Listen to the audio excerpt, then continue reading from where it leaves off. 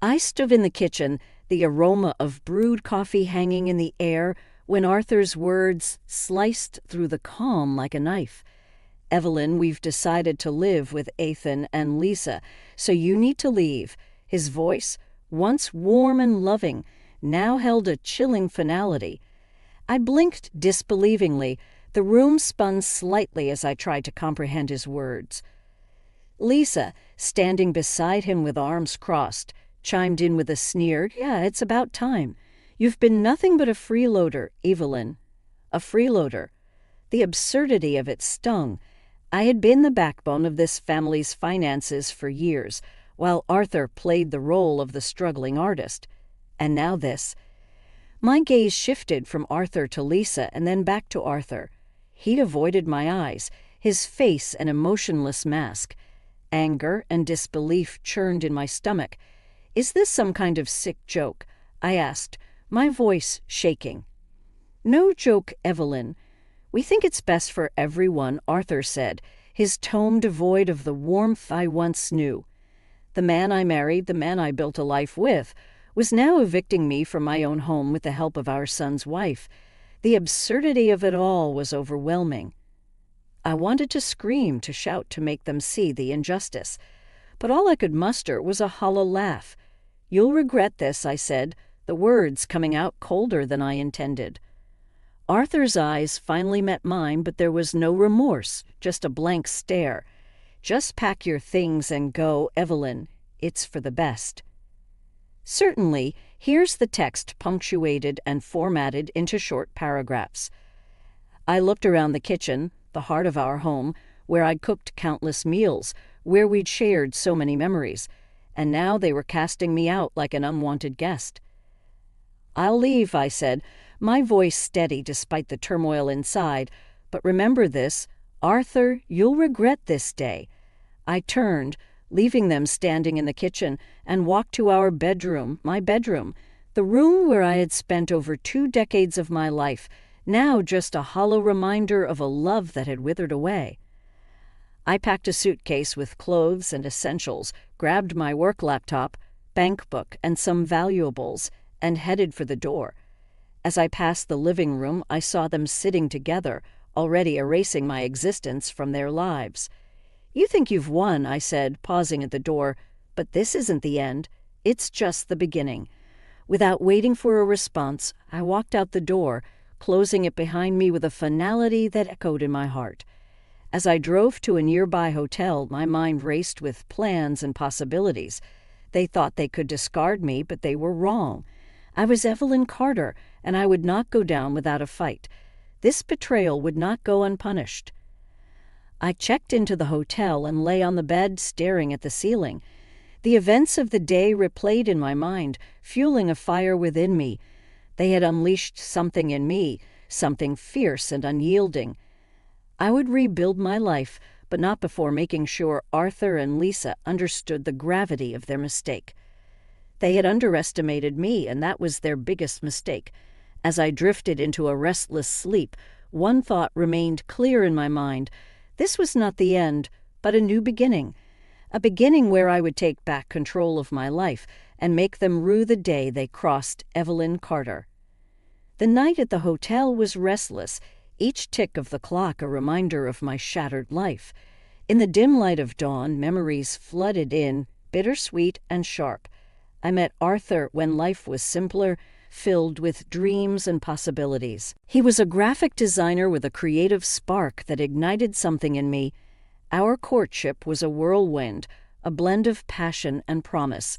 We married young, and soon Ethan came along, completing our little family. But time has a way of eroding even the strongest foundations. Arthur's once passionate drive for his work dwindled into complacency. I continued working at a food manufacturing company, my career progressing steadily. It was my salary that kept us afloat, especially when Arthur decided to leave his stable job to pursue freelance work. "Are you sure about this, Arthur?" I had asked, concern lacing my words. He was confident, almost dismissive. "I'll get work from my contacts, plus you're doing great with your job." My job, which he casually referred to as a side gig, was the lifeline of our finances. His ignorance of my professional worth was a growing wedge between us. It was during this time that Helen, Arthur's mother, became a central part of our lives. Her health was failing, and I found myself taking on the role of her caregiver. It seemed natural. She was family after all. But Arthur's lack of involvement was a bitter pill to swallow. "Why don't you help more with your mother?" I once asked, frustration evident in my voice. Arthur just shrugged, his attention more on his designs than on my words. It was always about his work, his needs, never about Helen or me. As I lay in the hotel bed, the hurt from years of being undervalued and overlooked simmered within me. They had taken my kindness for weakness, my silence for submission. But no more. I would show them the strength of a woman scorned, a woman who had given her all only to be discarded. My plan began to take shape in the early morning light. It was time for Arthur and Lisa to face the consequences of their actions. They thought they had removed the problem from their lives, but in reality they had ignited a fire. I would start with Arthur's finances. It was time he learned the true value of the money I brought into our household. I knew his freelance work wasn't as lucrative as he pretended. His pride would crumble under the weight of financial realities. And Lisa, with her smug sense of entitlement, would learn that her actions had repercussions. I remembered her disdain, her condescending words. She had no idea about the struggles and sacrifices I had made for this family. I rose from the bed, a new determination coursing through me. I would not be a victim of their cruelty. I would be the architect of their comeuppance. As the sun rose, casting a warm glow through the window, I felt a sense of empowerment. Evelyn Carter was no longer just a name. It was a symbol of resilience and retribution. They had underestimated me, but they would soon learn the cost of their betrayal. This was not just about revenge, it was about justice, and I would have it, no matter what it took. The first rays of sunlight brought clarity and resolve. I checked out of the hotel with a single goal in mind: to begin my carefully crafted plan of retribution against Arthur and Lisa. Returning home to gather the rest of my belongings was a calculated move. I needed to see Arthur to gauge his reactions, to feed the fire of my resolve. The house felt different as I stepped in, colder, unwelcoming. Arthur was in the living room, his back to me, lost in his thoughts. "I've come for the rest of my things," I announced, my voice steady. He turned, a flicker of surprise crossing his face before it settled into an indifferent mask. "Fine, take whatever you need." As I moved through the house, memories taunted me, but I pushed them aside. This was no time for sentimentality, it was a time for action. In our bedroom, I quickly sorted through our shared life, compartmentalizing emotions, focusing on the task. Clothes, personal items, some documents. I was methodical, leaving no trace of myself behind. Arthur hovered at the doorway, watching. "Evelyn, are you sure about this?" His question was a mix of confusion and a faint hint of concern. It was almost laughable. "You made your choice, Arthur. Now live with it," I replied without looking at him. I could feel his gaze on me, but I didn't falter. This was the man who had underestimated me, who had pushed me out of my own life. No more. The final item I packed was a photo of us in happier times. I stared at it, a bitter smile on my lips. Then, without a second thought, I left it on the dresser, a reminder of what he had lost. As I carried my belongings to the car, Arthur's voice stopped me. "Evelyn, about the finances." I turned, meeting his eyes. "What about them?" I asked. "We might need to discuss how we'll handle things moving forward." "Oh, now you're concerned about finances." My voice was tinged with sarcasm. "Don't worry, Arthur. You'll manage. After all, I was just a side gig, remember." His expression faltered, guilt and realization dawning, but it was too late for regrets. I drove away without looking back, the chapter of Arthur and me firmly closed.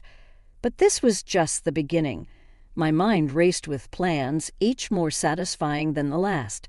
I knew Arthur's weaknesses, his pride, his finances, his superficial understanding of my contributions. I would use these to my advantage. He would learn the hard way the value of what he had so callously discarded. And Lisa, her arrogance would be her downfall. I would make sure of it. She thought she could step into my life, take my place without consequence. She was sorely mistaken. I found a small apartment, a temporary refuge as I plotted my next moves. It was modest but sufficient for my needs. As I unpacked, the reality of my situation sank in. I was alone, but I was also free. Free to rebuild, free to exact revenge, free to be the woman I was meant to be. That night, as I lay in bed in my new apartment, I felt a surge of empowerment. They had pushed me to the edge, but I had emerged stronger, more determined. Evelyn Carter would no longer be a victim. She would be a force to be reckoned with. Settled in my new apartment, I strategized my next moves. The first step was to confront the financial facade Arthur had constructed. It was time he faced the reality of our situation, the reality he so conveniently ignored. I started by securing my financial assets. I transferred my savings to a new account, ensuring Arthur had no access. This was my hard-earned money, and I would not let him squander it any longer. Next, I prepared for the inevitable legal battle. I contacted a lawyer, someone known for their tenacity and success in divorce cases. As I explained my situation, the lawyer nodded, understanding the gravity of my case. "We'll make sure you get what you deserve, Mrs. Carter," she assured me, her voice firm and confident. I felt a sense of relief, knowing I had a professional in my corner. This wasn't just about money, it was about justice. A few days later, I received a call from Arthur. His voice was strained, a hint of desperation creeping in. "Evelyn, we need to talk about the divorce and the finances." I agreed to meet, curious to see how he would handle this confrontation. We met at a quiet cafe, a neutral ground for what was to be a decisive discussion. Arthur looked worn, the stress of the situation clearly taking its toll. "Evelyn, I think we rushed into this. Maybe we can work things out." His plea was pathetic, a stark contrast to the confident man I once knew. "Work things out? You threw me out, Arthur. You made your choice." He flinched at my words, but I felt no sympathy. This was the bed he had made. "We can't afford a divorce, Evelyn, not with my financial situation," he finally admitted. "Oh, now you admit it," I retorted, my voice laced with scorn. "You're finally facing reality." Arthur's eyes darted around the cafe, his pride wounded. I thought we could come to an agreement without lawyers," he said, his facade crumbling. "I want $10,000. That's my price for an amicable divorce." I leaned in, my gaze steady. $10,000. I don't have that kind of money." Arthur's face paled. "That's not my problem, Arthur. You wanted me out, you pay the price." He struggled for words, his facade crumbling. I'll see what I can do." I stood up, my chair scraping against the floor.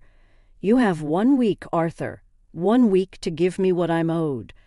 As I left the cafe, I could feel Arthur's eyes on me, but I didn't look back. This was more than just a financial transaction. It was a statement. I was no longer the woman he could manipulate and discard. Back in my apartment, I allowed myself a small smile. The tables were turning. Arthur was finally understanding the cost of his betrayal, and this was just the beginning. There was more to come, and I would make sure he paid every penny of the emotional debt he owed me. The week after confronting Arthur was a whirlwind of activity. I found solace in action, each step a move towards reclaiming my life. But the true test came when Arthur called to arrange the exchange of the $10,000. We met at the same cafe, a public space where emotions couldn't easily run amok. Arthur was there first, looking more defeated than ever. He handed me an envelope, his hand trembling slightly.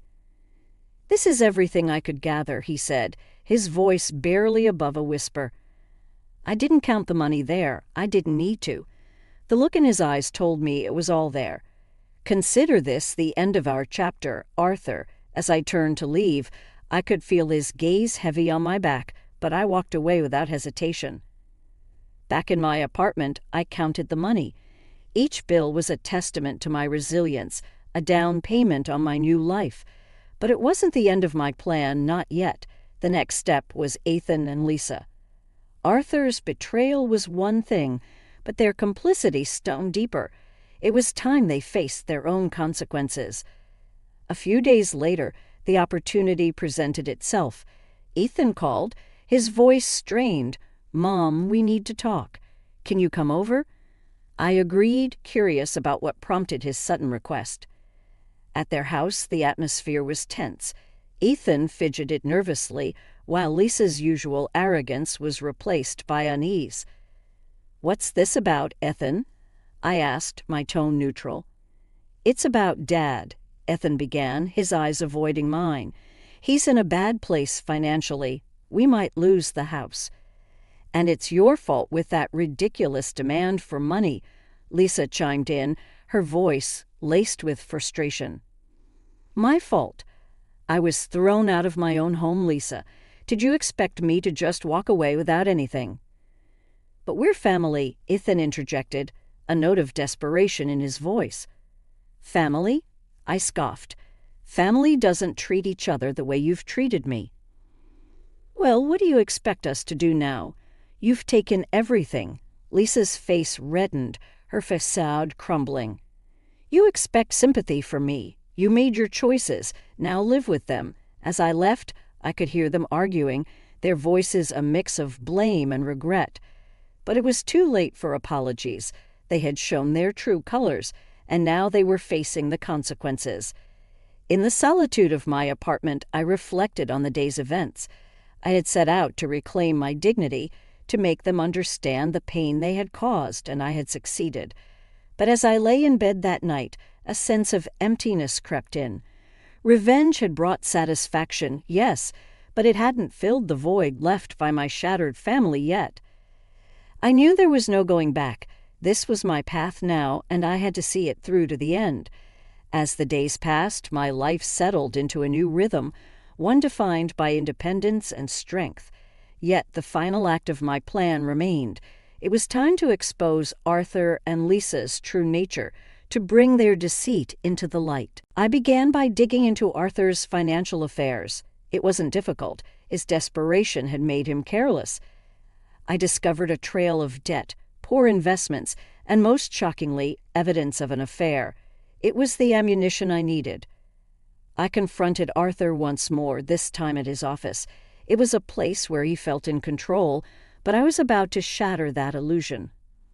"Arthur, we need to talk," I said, my voice calm yet assertive as I entered his office. He looked up, surprise etched on his face. "Evelyn, what are you doing here?"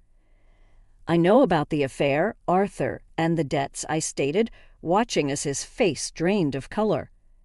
That's ridiculous," he stammered, but the guilt in his eyes betrayed him. "Don't insult my intelligence. I have proof." I countered, my words sharp. Arthur sank into his chair, the facade of confidence crumbling.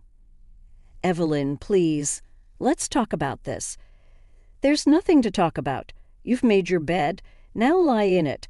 My words were cold, a reflection of the void he had left in my heart. I left his office, leaving him to stew in his guilt and fear. But my plan wasn't complete. Lisa was next. I invited her for coffee, a public setting where she couldn't easily escape. When she arrived, her usual brashness was absent, replaced by caution. "Evelyn, what is this about?" she asked, her voice tinged with suspicion. "It's about you and Arthur," I said, meeting her gaze. "Your role in this whole mess." Lisa shifted uncomfortably. "I don't know what you're talking about." "Oh, but you do," I countered. "You encouraged Arthur's decisions, thinking it would benefit you. But now you're just as responsible for the fallout." Lisa's facade cracked, her composure slipping. "You can't blame me for everything." "I can, and I do. You were part of this, Lisa. You can't escape that, I replied, my voice steady. Lissa looked away, unable to meet my gaze. She knew the truth, even if she couldn't admit it. As I left the cafe, I felt a sense of closure. I had exposed their deceit, their selfishness. They were left to face the consequences of their actions, just as I had faced mine. In the days that followed, the fallout from my revelations hit hard. Arthur's affair became public knowledge, his reputation tarnished. Lisa, caught in the crossfire, faced her own set of challenges. Her marriage with Ethan strained under the weight of the truth. I watched from a distance, my heart heavy yet vindicated. They had underestimated me, but I had shown them the strength of my resolve. Yet in the quiet moments I couldn't help but wonder if the price of revenge was too high. The family I once loved was now broken, a casualty of the war I had waged. In the weeks following my confrontation with Arthur and Lisa, the repercussions of their actions, and mine, began to unfold in full view. The house that once echoed with our laughter now stood as a silent monument to broken dreams and betrayal. Arthur's career suffered greatly from the scandal, his financial troubles laid bare for all to see. Lisa found herself isolated, her marriage strained to the breaking point. The social circles that once welcomed her now turned their backs, leaving her to face the consequences alone. I heard through mutual acquaintances that Ethan had moved out, unable to cope with the continuous quarrels and the stark reality of their situation. Lisa, once so full of confidence and disdain, was now a shadow of her former self. And then there was Arthur. He called me one evening, his voice a mixture of sorrow and desperation. "Evelyn, I'm sorry for everything." His apology, though late, was a testament to the depth of his downfall. "Your sorry can't undo what's been done, Arthur," I said. "I know I've made mistakes, but I'm paying for them now," he replied, his voice breaking. "You're not the only one paying, Arthur. We all are," the weight of our collective pain heavy in my voice. We ended the call with no promises of reconciliation, only the somber acknowledgement of our shared history and its painful end. In the aftermath, I found solace in my newfound independence. The pain of the past was still there, a dull ache that ebbed and flowed with the days, but there was also a sense of freedom, a liberation from the chains of a loveless marriage and the suffocating deceit that had come with it. As I rebuilt my life piece by piece, I realized that revenge, though sweet, was also bittersweet. It had given me closure, yes, but at a cost. The family I had once cherished was now just a memory, a lesson learned in the hardest way possible. But life has a way of moving forward, and so did I. I found joy in small things, in the quiet moments of solitude, in the new beginnings that each day brought. The scars of the past remained, but they no longer defined me. I was Evelyn Carter, a woman who had faced her demons and emerged stronger. The journey had been long and fraught with pain, but I had survived, and in that survival, I have found a new sense of self, a new purpose. As I look back now, I realize that the greatest revenge was not in the downfall of Arthur and Lisa, but in the rise of my own spirit. In the end, I had not just survived, I had thrived.